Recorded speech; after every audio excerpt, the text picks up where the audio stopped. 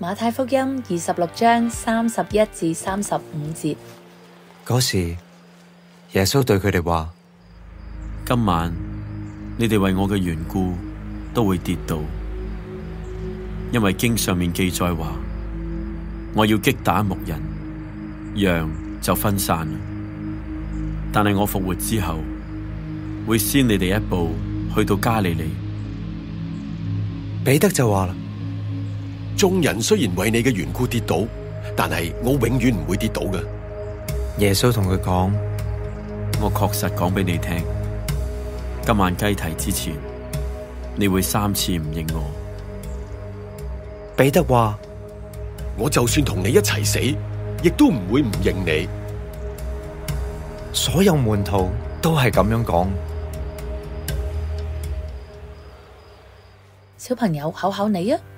當耶穌指門徒將會分散嘅時候，彼得有啲乜嘢諗法嘅呢？進入第一個復活節之前，耶穌警告佢嘅門徒將會遇到嘅危險。彼得相信耶穌係神嘅兒子，又相信耶穌係救主，佢亦都自信自己係唔會因為危險而離開耶穌噶。好可惜，佢果然正如耶穌嘅預言，冇認耶穌啊！佢學會唔再自以為是啦。彼得學會佢時常都需要耶穌嘅幫助。現在我哋跟家人分享一下，我哋都會有軟弱犯錯嘅時候，我哋點樣先可以返到神嘅身邊呢？分享完之後，我哋一齊禱告啊！